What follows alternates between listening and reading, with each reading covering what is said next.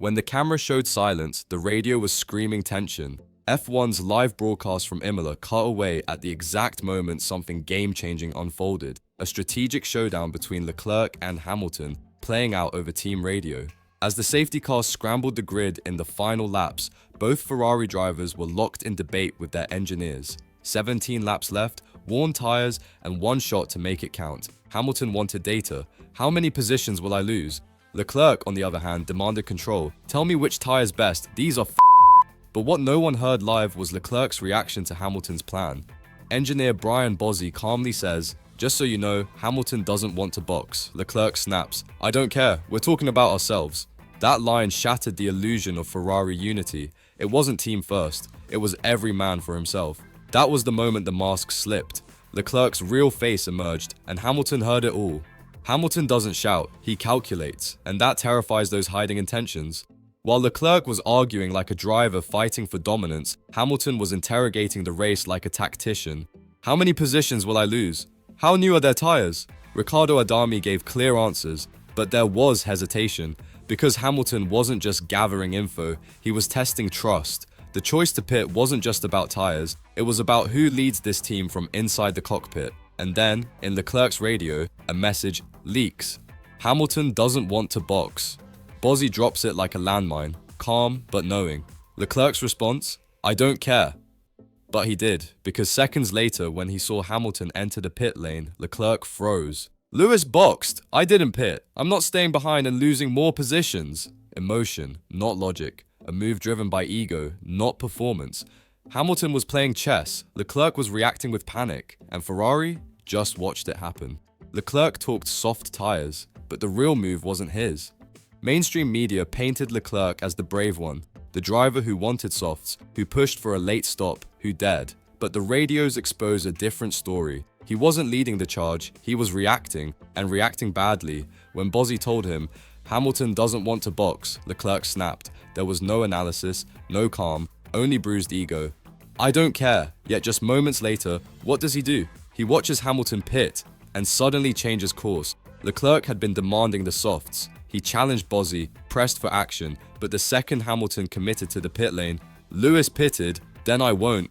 And worse, he shifts the blame. I'm not going to stay behind and lose positions, as if it was strategy, but it was just reaction. Leclerc wasn't bold, he was emotional, and the move wasn't technical, it was personal. Hamilton trusted data. Leclerc feared the optics of following, and exposed his own insecurity. While Bozzi tried to calm a driver in crisis, Adami guided a strategist on the rise. As Leclerc and Bozzi were locked in an emotional back and forth, Riccardo Adami handled Hamilton with surgical clarity, no raised voices, no confusion, just facts. And most importantly, mutual trust. Hamilton questioned with precision, how many positions do I lose? How new are their tires? Adami answered. Hamilton processed. Even with tension in the voice, the relationship was aligned. Adami didn't need to convince. He informed. He didn't impose. He supported. And when Hamilton made the call, Adami simply said, box. Meanwhile, Bozzi was begging for a decision. Do you want the softs? Tell me now. Leclerc hesitated, doubted, exploded. Hamilton already executing. Adami and Hamilton spoke in code. Leclerc and Bozzi scrambled through chaos. In that silence, Ferrari's internal hierarchy shifted, and it didn't shift in Leclerc's favor. In the end, the stopwatch makes the call, and it doesn't play favorites. As the race resumed, Hamilton emerged from the pits focused, precise, and armed with fresh tires. Leclerc, still on worn mediums and driven by frustration, tried to defend, but the data began to tell a different story. Lap by lap, the gap opened. Hamilton gained time on traction, braking, and crucially, confidence. Leclerc, meanwhile, was forcing the car, fighting a battle that had already been lost on the radio.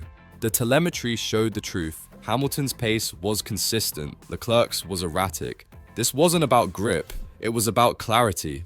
One had a strategy, the other had a reaction. Hamilton's decision, cool, calculated, collective, put him P4. Leclerc's impulsive defiance left him P6. Leclerc wanted to look independent, but the numbers showed he just outmaneuvered himself. The gap wasn't just positions, it was posture. Hamilton led like a commander, Leclerc lashed out like a rival. He didn't criticize, but he didn't praise either, and in Ferrari, silence weighs more than words. After the race, Fred Vasseur stood in front of the cameras and said nothing, by saying everything. He praised the team, spoke vaguely about progress, but there was zero mention of Leclerc's radio meltdown. Zero analysis of the missed opportunity, zero comment on the "I don't care" moment. Inside the paddock, it was different. Sources close to Ferrari report that Leclerc's defiance, especially the way he disregarded team input and reacted to Hamilton's decision, didn't sit well with senior engineers. Meanwhile, Hamilton left the circuit surrounded by technicians. His calm, his execution, and his radio discipline had left a mark. Adami smiled. Vasseur didn't interfere. He observed. Because that Sunday, something became clear. The driver who thinks like a teammate had outclassed the one acting like a rival. Vasseur doesn't have to choose yet, but he knows who earned his silence and who's making too much noise. This wasn't the first time, and if nothing changes, it won't be the last. Leclerc's radio blow-up at Imola wasn't a one-off, it was a pattern. Since 2022, when the pressure rises, Charles repeats the same moves, ignores strategic advice, reacts emotionally, and often pays the price. Remember Silverstone 2022? He refused to pit, lost the win. Interlagos 2023, argued with the team, then crashed on the formation lap. Now, Imola 2025, a plan was on the table, but he couldn't accept following Hamilton's lead. The line, "I don't care," wasn't strategy, it was a flare of pride. A moment that revealed something Ferrari has long feared. Leclerc wants to lead, but refuses to follow even when it's right. He didn't just make the wrong call, but he showed he hasn't learned. And in a team where memory is long and politics are silent, that repetition has consequences. Some speak through the radio, others answer with the steering wheel. While Leclerc clashed, complained, and contradicted his engineer, Hamilton said nothing about his teammate, not once. He didn't react to Leclerc's ego, he didn't challenge his decisions, he simply asked, decided, and drove. As Leclerc spiraled under pressure, Hamilton climbed, quietly, methodically, flawlessly. And when he crossed the line ahead of the Monegasque, it wasn't just a better result, it was a message. His post-race radio was calm, even joyful. "Great job, guys, perfect strategy. But the real victory? I didn't need to shout, I just showed." Inside Ferrari, power doesn't shift with declarations, it shifts in silence. And that day, Hamilton gained influence not by demanding it, but by earning it. Leclerc's mask slipped, but Hamilton's silence? That's what the team is still talking about. If you believe the real stories in F1 happen off camera, like, comment, and subscribe, because here we decode what they don't dare broadcast. Now it's your turn. Was this just a heat of the moment radio, or did Hamilton's words truly expose Ferrari's internal fracture? Drop your thoughts in the comments. Do you stand with Hamilton's leadership, or do you think Leclerc was right to act on his own? Let the debate begin, because the real battles in F1 aren't always on track.